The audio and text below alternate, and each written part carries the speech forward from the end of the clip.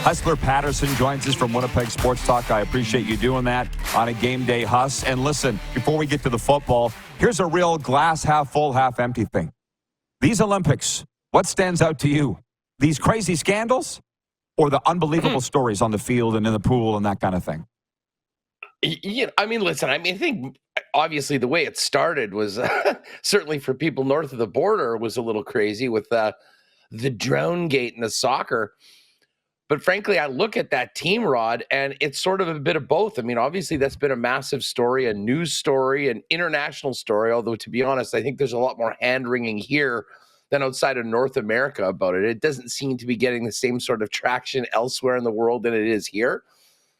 But I have to tell you, those women for that soccer team, the way they have persevered and battled through a penalty that I think everyone thought essentially eliminated from the Olympics before they started, has been absolutely amazing. I mean, the win against France, I try not to use too much hyperbole.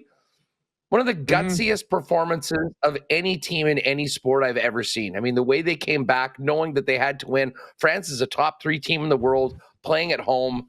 It was really inspirational. So I've loved the soccer. My favorite sport to watch, and I had not really been exposed to this before, Rod, was the rugby sevens.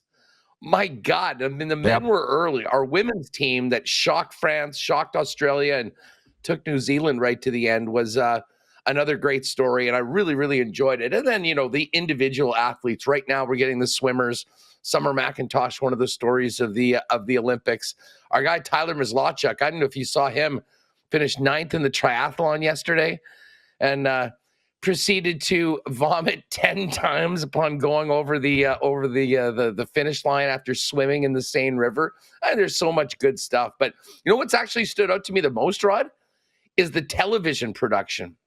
Both the CBC, NBC in the States, it seems technology has moved forward so much. I mean, we're seeing how fast the swimmers are going, who's catching up. Like, the viewing experience is on another level than anything I remember before. So, listen, there's a lot of sports that we're watching that we won't pay attention to for another 4 years.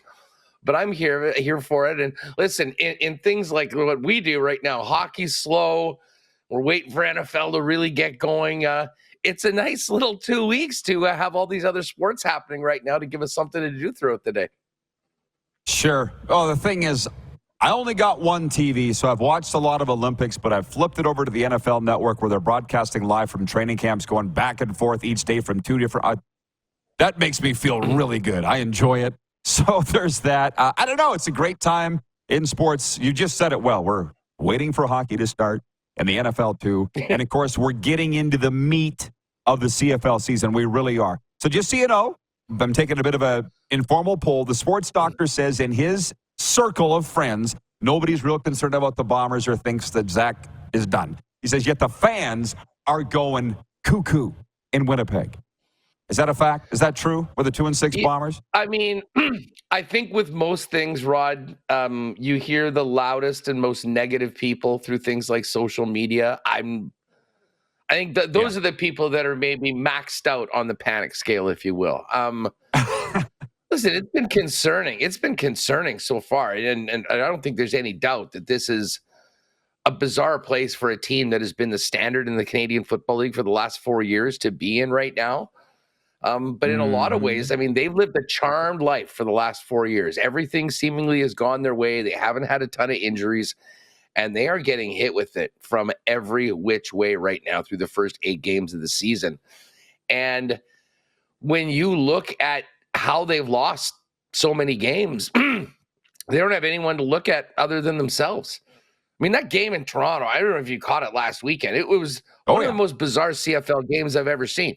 An offense that moves the football all day long, puts up 400 yards, a defense that holds Toronto to 120 passing yards, and 6 points. When was the last time a team in the CFL put up 400 yards of offense and gave up 6 points on defense and lost? That was the Bombers last week. So, I mean, listen, they're very close. I mean, a couple things go a different way, and, we're talking about a 4-4 team, and the panic is different. But listen, they got BC tonight, coming off of a bye. Bombers are on the short week, 1 day of practice.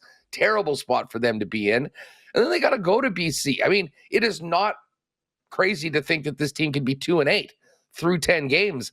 And at that point, you're talking about, okay, what do you have to do just to find a way into the playoffs? The one thing I'll say about the Bombers is if they find a way to get into the playoffs, probably in the third spot, so you're traveling to Saskatchewan or you're traveling to BC, they will be a very live road dog in that game. I mean, this team does know how to win football games. They haven't showed it very well in the first 2 months of the season, but I do think that they're close. But close isn't going to cut it right now. When you're 2-6, they got to win football games, and to get a big one tonight as an underdog at home would be a real nice start. Although I think the odds are a little long considering the way this roster looks going into this evening.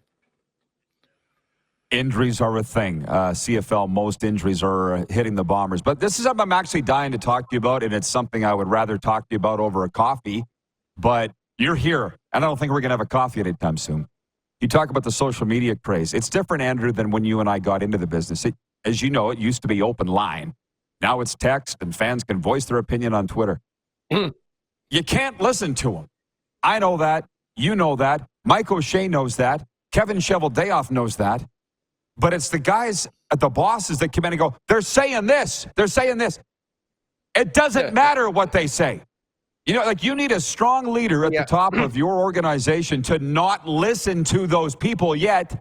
A lot of the leaders do, and it's scary, man, because everybody's got a voice, and it's an interesting time.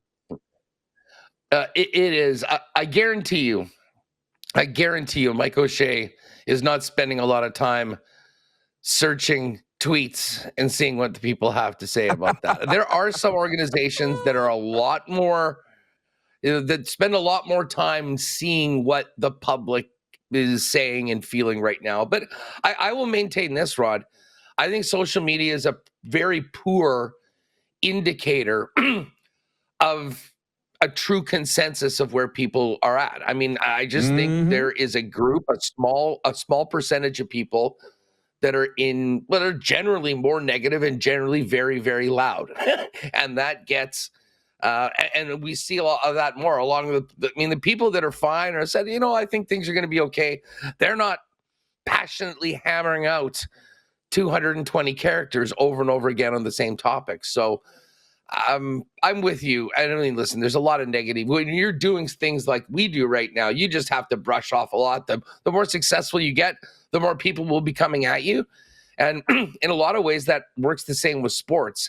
And especially when you've had a particular level of success for a long time and you're not there, I think it gets, it's like a little gas on the fire for people that were doubters or whatnot. So there's a lot of that right now. But listen, to be fair, the way that this football team, back to the Bombers, has lost games so far this year, it has been concerning. And I mean, it's not like everything is just great right now. And I think the Bombers are the first ones to know that. But social media, we can't put too much into it, Rod, because at the end of the day, it's everyone's got their take. And I think we're getting a lot more of one smaller side of the equation on a myriad of topics when we just focus on the old X feed. Yeah. Well, the strong leaders aren't influenced by it. The weak leaders are. And that's my thing. I don't think Mike O'Shea's reading tweets. No. But I can tell you, I guarantee you that I got called in. I got called into a meeting at Taylor Field back in the day by a rider coach and the PR person. And I'm like, what's this meeting all about? They killed the lights, turned on the projector, pulled down the screen, and it was like 10 things that I had tweeted or said on my show they had written and put on the screen and highlighted. On August 10th, you said this. On September 1st, you said this. On October 8th, you said, I'm like, so what? Coach the damn football team. So, yeah. If you want. I would have loved to have been a fly on the wall in that meeting. Oh, my God. I was trying to crawl under the table. Dude, that's a whole other after-dinner banquet speech right there. Okay, man. Enjoy the game tonight, and I appreciate the time as always, Huss. Rod, you have a great one, and the set's looking great, by the way. You get to on location for a little bit. I like the setup right now. All summer long, as Kid Rock sings. Oh, yeah, it's great. It's great, man. It's great. Back to Florida after Labor Day. Andrew Hustler, have a great day, pal. Hustler Paterson. from Winnipeg Sports Talk.